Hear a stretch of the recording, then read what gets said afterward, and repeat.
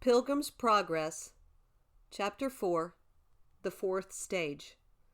Then Christian headed out, but discretion, piety, charity, and prudence decided they would go with him to the foot of the hill. So they walked on together while reiterating their former discussions on their way to the bottom of the hill. Christian said, "While it was difficult coming up the hill, so far as I can see, it is even more dangerous going down." "Yes," Prudence agreed, "so it is. For it is a hard matter for a man to go down into the valley of humiliation, as you are doing now, without slipping along the way. It is for this reason that we decided to accompany you down the hill." So they continued together down the hill, and though Christian walked very carefully, he slipped at a time or two. Then I saw in my dream that when Christian and his good companions reached the bottom of the hill, his companions gave him a loaf of bread, a bottle of wine, and a cluster of raisins, and said farewell to him and went on his way. While Christian was among his godly friends, their precious words offered plenty of amends for all his grief, and when they let him go, he was clad with northern steel from top to toe. But it didn't take long for Christian to be hard pressed in this valley of humiliation. He had only gone a little way before he spotted a foul fiend coming across the field to meet him. The fiend's name was Apollyon, which means destroyer. Fear filled Christian. His mind raced, trying to figure out what to do. Should he go back or stand his ground? As he considered his options, he thought about retreating, but he had no armor for his back. If he ran away and turned his back to the fiend, it might give him his foe a greater advantage, making it easier to pierce him with his darts. So Christian determined to stand his ground and risk confrontation with the enemy. He was out of time, and it was the best thing to do. So he continued on, and Apollyon met him. The monster was hideous and clothed with scales like a fish. They were his pride. He also had wings like a dragon, feet like a bear, and out of his belly spewed fire and smoke, and his mouth was like the mouth of a lion. When he came up to Christian, he eyed him with disdain and began to question him. The fiend asked, "Where did you come from, and where are you going?" Christian swallowed his fear and said, "I have come from the city of destruction, which is the place of all evil, and I am going to the city of Zion." "From destruction, you say? Then that meant you are one of my subjects, for all that country is mine. You see, I am its prince and god." Apollyon's eyes narrowed. "So how is it then that you have run away from your king, if it wasn't for my plans for you to serve me more? I would strike you down to the ground with one smashing blow right down for such an act." Christian stood his ground. "I was indeed born in your dominion, but your service was hard, and your wages such as man cannot live on. For the wages of sin is death." Romans 6:23. "So when I reached adulthood, I did what thoughtful people do. I looked for a way that I might perhaps improve myself." Apollyon looked down on Christian with eyes hooded with pride. "No prince worthy of his title releases his subjects easily, and I am no different. I am not ready to let you loose as yet, but since you have complained about your service and wages, let me encourage you to go back home. I personally promise that what our country can afford, I will give you." Christian shook his head. "I can't do that. You see, I have already yielded myself to another, even to the king of princes. How can I, in all fairness, go back with you?" One side of Apollyon's thin upper lip curled. "You have done exactly as the proverb says, exchanged a bad for worse. However, it is quite common for those who have professed themselves to be his servants to give him the slip after a while and return to me. Do this, and I promise all will be well." Christian stood his ground. I have given him my faith and my sword, my allegiance to him. How can I possibly go back on my word and not be hanged as a traitor? Think about it. You did the same to me, and yet I am willing to forget about it. If you will turn again and go back to destruction, Apollyon responded. Christian raised his palm towards the fiend. No. What I promised to you happened, but when I am but an immature youth. Besides that, I regard the prince under whose banner I now stand to be the one able to absolve me of your charges. He let his hand drop and looked Apollyon directly in the eye. And yes, he is also able to pardon the things I did in servants to you. Beside that, O destroying Apollyon, to tell you the truth, I like his service, his wages, his servants, his government, his company and country better than yours. So stop trying to change my mind. I am the Lord's servant, and I have made up my mind to follow him. A wisp of smoke curled from Apollyon's nostrils. That's all well and good, but think of what it will be like when your spirits are low and you have so much to get done. He paused dramatically and raised the bony-looking ridge above his right eye. You are aware that for the most part, his servants come to a wretched end because they are transgressors against me and my ways. How many of them have been shamefully put to death, and you consider his service better than mine, even though he has never come from that heavenly place where he is to rescue any of his servants out of their enemies' hands. On the other hand, the world knows I am nothing like that. Look at how many times I have delivered those who faithfully serve me, either by my power or by the use of fraudulent schemes, even when they were taken by him and his followers, and so will I rescue you in the same way, Christian. You don't understand, Christian said. His present restraint in delivering them is deliberate and with purpose.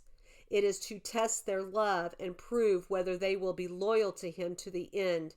And as for the shameful end you say is their destiny, that isn't an end, for they are assuring of receiving future glory. In fact, they don't expect deliverance now. Instead, they are content to wait for their future glory, and they will have it when their prince comes in his glory along with the angels. Apollyon jabbed his pointed finger in Christian's direction. You have already been unfaithful in your service to him. So how is it that you think you are going to receive wages from him? Tell me, Apollyon, in what ways have I been unfaithful to him? Very soon after setting out from destruction, you were quickly discouraged when you were almost choked in the slough of despond. He raised his bony fingers to track just how unfaithful the pilgrim had been. You also made several wrong attempts to be ridden of your burden when you should have waited until your prince had taken it off. He ticked off his point on a second finger. Plus, you sinfully overslept. You lost your precious possession, and you almost turned back at the sight of the lions. He ran out of fingers on which to count Christian's missteps, and dramatically threw his hands in the air with the flair to make his point of just how unfaithful Christian had been. And when you talk about your journey and of what you have seen and heard, inwardly you desire personal praise for all you say and do. Christian glanced at the ground. All this is true. In fact, there is much more than you left out. He looked back at Apollyon. But the prince whom I serve and honor is merciful and ready to forgive. But besides these wrongdoings which I committed in your country where I was brought up and educated in them, I have groaned under and repented of them. As a result, I have received a full pardon from my prince regarding these crimes. Apollyon broke into a furious rage, saying, I am the enemy to this prince. I hate his person, his laws, and his people. He spit the words out as if they left a bad taste in his mouth. I have come out here to purposely oppose you. Christian did not look back away. He said, Apollyon, be careful of what you are doing, for I am on the king's highway, the way of holiness, So watch yourself." Apollyon defiantly straddled the entire width of the way, blocking Christian's way. "I am not afraid in this," the fiend hissed. "Prepare to die, for I swear by my infernal den that you will go no farther, for here I will spill your soul." Without warning, he hurled a flaming dart at Christian's breast, but Christian lifted the shield in his hand and deflected it, and so avoided the danger. Christian drew his sword, for he saw it was time to rouse himself to action. Apollyon quickly responded by throwing darts as thick as hail, and even with all the skill he could muster, Christian could not deflect them all. Apollyon inflicted wounds to his head, hands, and foot. Christian retreated a little, and Apollyon pressed more forcefully. Yet Christian took courage and resisted as fearlessly as he could. The agonizing combat lasted for more than half a day, until Christian was almost exhausted. For you should know that because of Christian's wounds, he inevitably grew weaker and weaker. Then Apollyon spotted his opportunity. He began to press closer to Christian, wrestling him and threw him hard in the ground. Christian's sword flew out of his hand. Apollyon's teeth showed in a sneer. "I am sure of you now." The fiend drew closer, intending to inflict a mortal wound. Christian began to despair for his life, but, as God would have it, while Apollyon prepared to make his final blow to destroy this good man, Christian nimbly reached out his hand and gripped his sword. He cried out, "Do not rejoice over me, O my enemy. Though I will fall, I will rise." Micah 7, verse 8. With that, Christian gave Apollyon a deadly thrust. The fiend drew back like someone who had received a fatal wound. Christian recognized the opportunity and moved in on him again, saying, "But in all these things we are overwhelmingly conquered through him who loved us." Romans 8:37. Apollyon spread his dragon wings and quickly took to the air and flew away, until Christian no longer saw him. "Submit therefore to God, resist the devil, and he will flee from you." James 4, verse 7. Now, unless you had seen and heard the intensity of this combat like I did, you can't imagine the yelling and hideous roaring Apollyon made throughout the flight. Along with that, he spoke like a dragon, and on the other side of the flight, sighs and groans burst from Christian's heart. I had never seen him give so much as one pleasant look throughout the hellish fight, until he knew he had wounded Apollyon with his two-edged sword. Then a smile brightened his face, and he looked up. But it was the battle itself was the most dreadful sight I ever saw. So when the battle was over, Christian declared, "I will give thanks right here and now to him who has delivered me out of the mouth of the lion, that is Apollyon."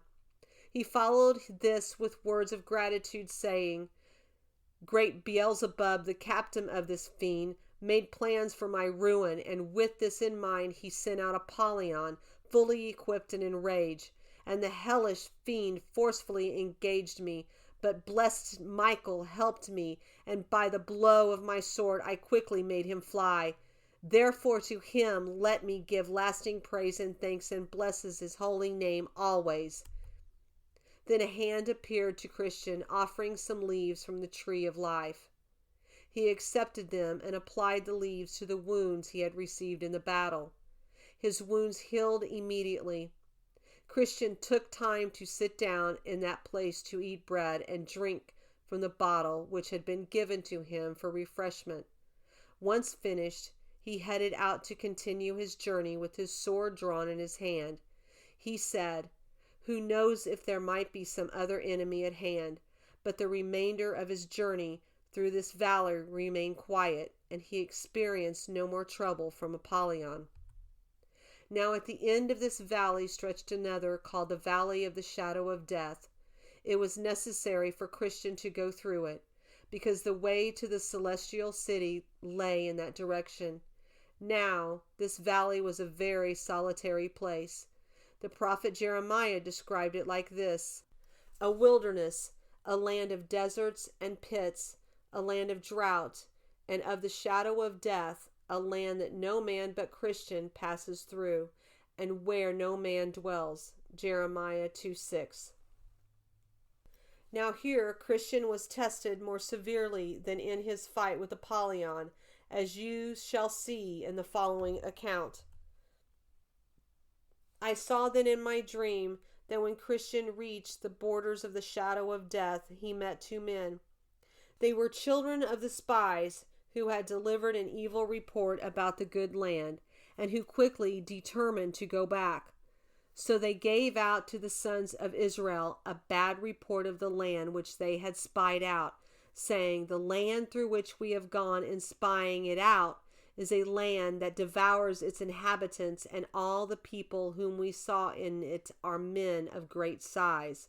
Numbers 13, verse 32. Christian spoke to the two men, asking, Where are you going? The two said, Back. We are definitely going back. And truthfully, we would have you do the same if you value life or peace. Why? Christian asked out of the valley. What's the matter with the way ahead?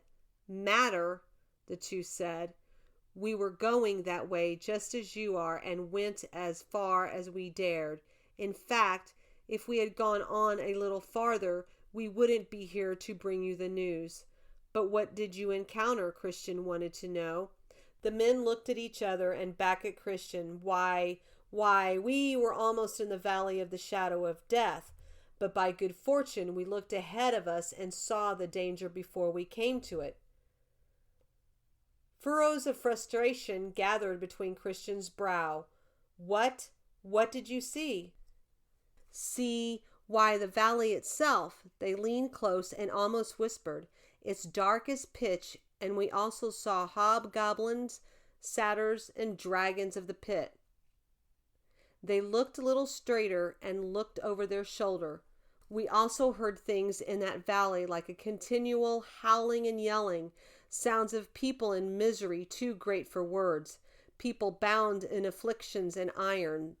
Besides all that, discouraging clouds of confusion hung over that valley, while death spread its wings and hovered over it. In a word, it was a completely dreadful sight, being surrounded with nothing but disorder.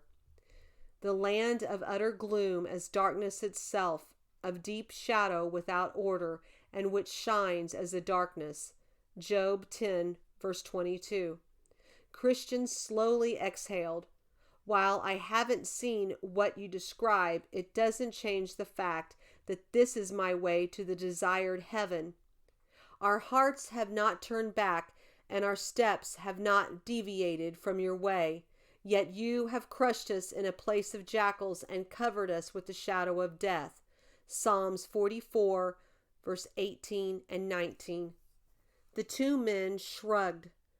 If it is still your way, be that as it may, but we will not choose it for ours. So they parted ways, and Christian went on his way with his sword still drawn and ready in his hand, for fear he might be assaulted. Then I saw in my dream an overview of the valley. As far as it reached on the right was very deep ditch. In this ditch, into which the blind have led the blind throughout time, and have both perished miserably. On the left there was a very dangerous, bottomless quagmire. If a man should fall into it, even a good man, there is no bottom for his foot to stand on. King David once fell into that quagmire, and would no doubt have been smothered if it wasn't for he who was able, who plucked him out. Deliver me from the mire, and do not let me sink. May I be delivered from my foes and from the deep waters. Psalm 69, verse 14. Walking in the dark, Christian was careful to avoid the ditch on the one hand, but the way was so narrow it put him at risk of tipping the other way into the mire on the left.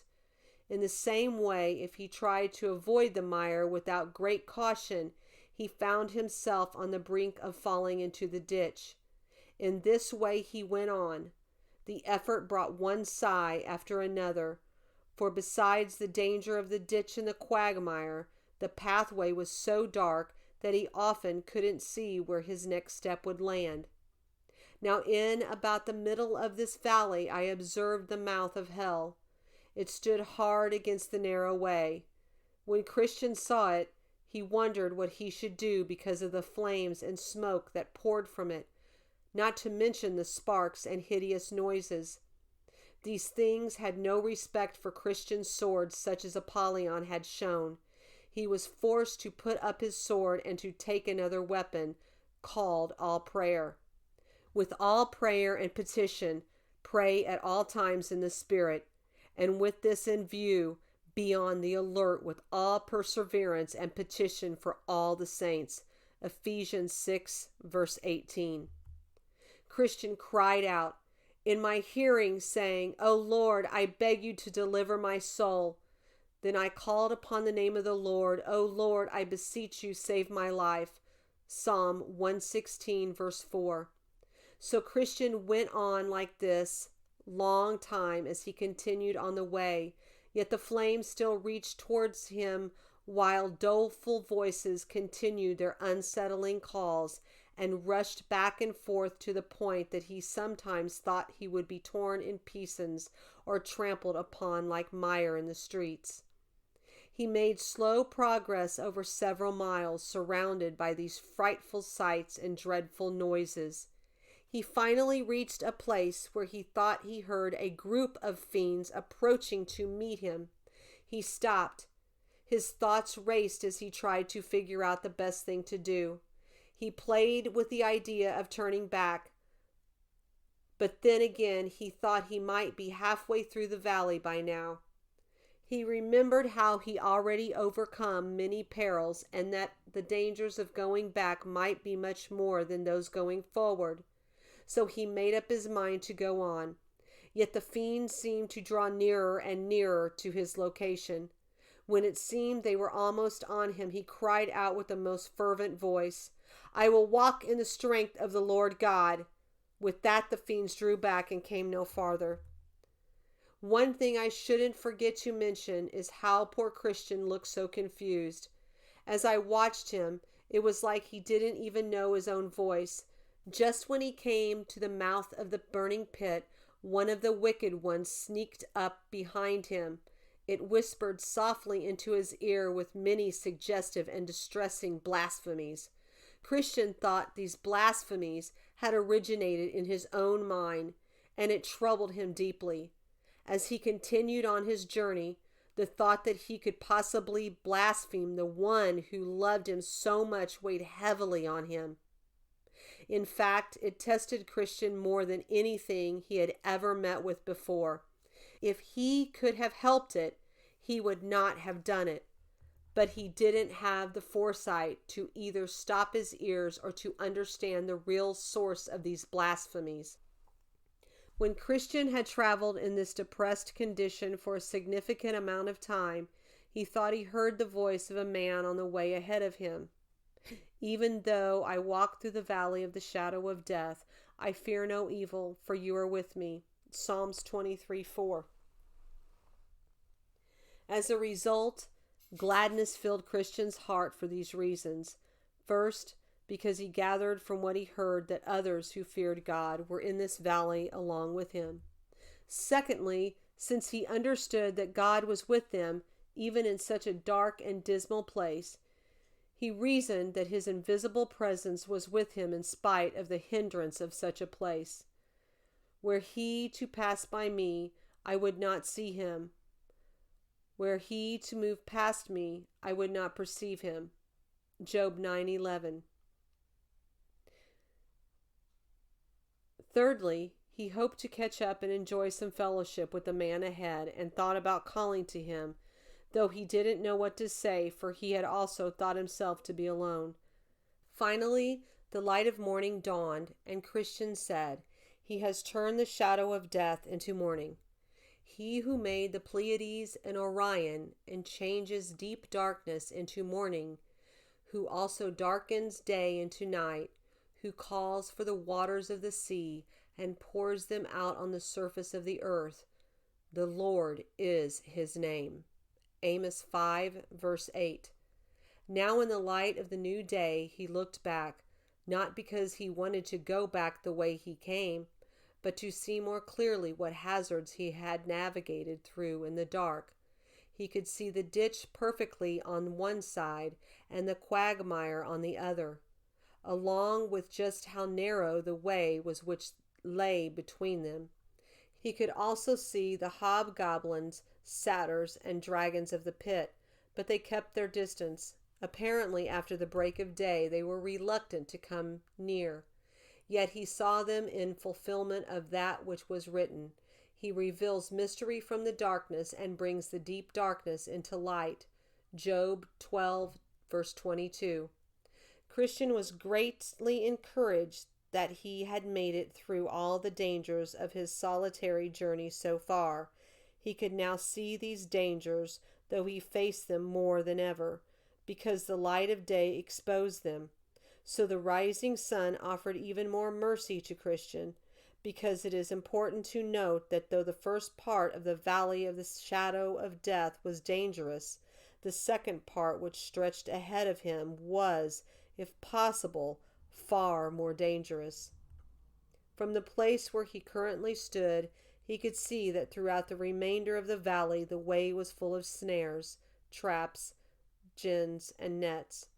Along with that, the depth was so full of pits, pitfalls, deep holes, and unsafe ledges that if it had been dark now, like it was when he came to the first part of the way, even if he had 1,000 souls, they all would have been lost.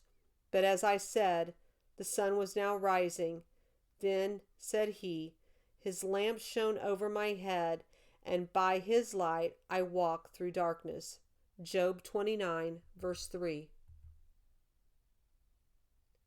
Christian made it to the end of the valley, walking in the light. Now I saw in my dream at the end of the valley lay blood, bone, ashes, and mangled bodies of men, even of pilgrims who had gone this way earlier. While I pondered the possible reason for such remains, I spotted a little cave ahead of me where two giants, Pope and Pagan, lived in old times. It was by their power and tyranny that the men whose bones, blood, and ashes, and other remains lay in this place were cruelly put to death. But Christian passed by this place without much danger, and it somewhat surprised me. But I have learned that Pagan has been dead many a day.